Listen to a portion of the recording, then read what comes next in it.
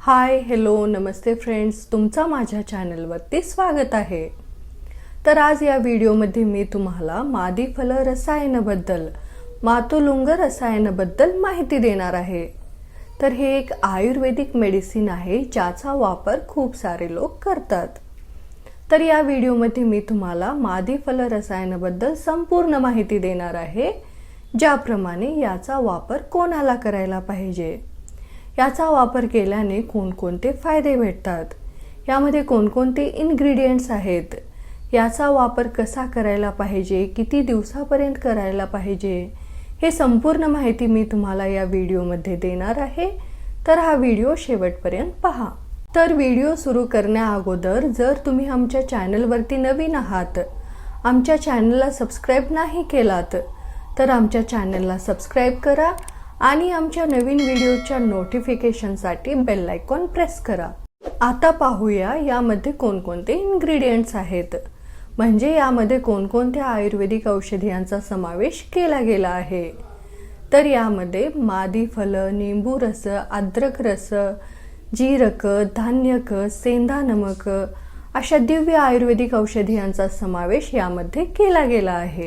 तर आता पाहूया याचा वापर कोणाला करायला पाहिजे, याचा वापर केल्याने कोणकोणते फायदे भेटतात।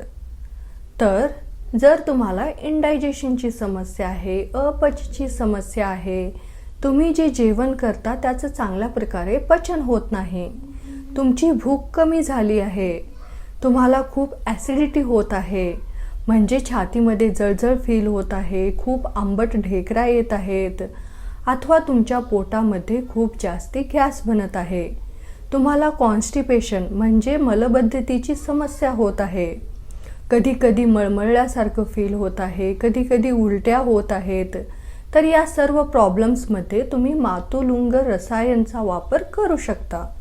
तर हा काय करतो, तुमच्या पाचक आगडीला वाढवतो, तुमच्या भुकेला वाढवतो आणि तुमच्या डायजेशनला चांगल्या प्रकारे होण्यासाठी हा मदत करतो।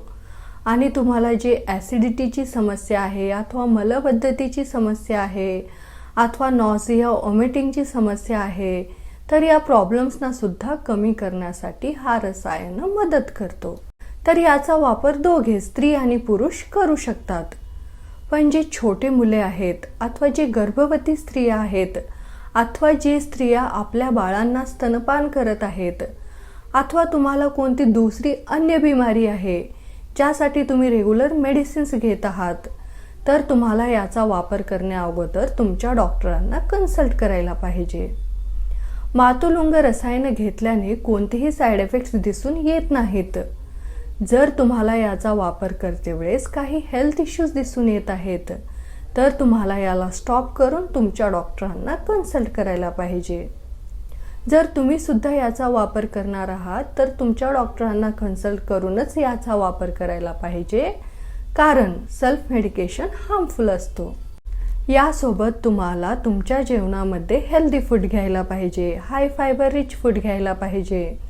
तर तुम्ही सगळ्या प्रकारच्या हिरव्या भाज्या घेऊ शकता, सगळ्या प्रकारचे फळं घेऊ शकता आणि तुम्हाला पाणी चांगल्या प्रकारे प्यायला पाहिजे। आणि दररोज काही ना काही फिजिकल ॲक्टिव्हिटीज करायला पाहिजे, ज्याप्रमाणे तुम्ही वॉक करू शकता, रनिंग करू शकता, सायकलिंग करू शकता, अथवा तुम्हाला जे गेम्स पसंत आहेत ते गेम्ससुद्धा खेळू शकता, जिमसुद्धा जाऊ शकता। याशिवाय जर तुम्हाला काही बॅड हॅबिट्स आहेत, ज्याप्रमाणे स्मोक करणे, अल्कोहोल पिणे, तंबाखू सेवन करणे अथवा खूप जास्ती चहा घेणे, खूप जास्ती कोल्ड्रिंक्स पिणे, तर याला पूर्णपणे अवॉइड करायला पाहिजे।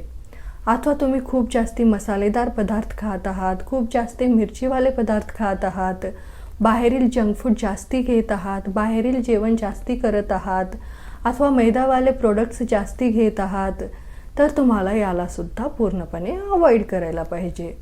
तर फ्रेंड्स, जर तुम्हाला माझा हा व्हिडिओ आवडला तर या व्हिडिओला लाईक करा आणि आमच्या चॅनलला सबस्क्राईब करा आणि आमच्या नवीन व्हिडिओच्या नोटिफिकेशनसाठी बेल आयकॉन प्रेस करा। धन्यवाद।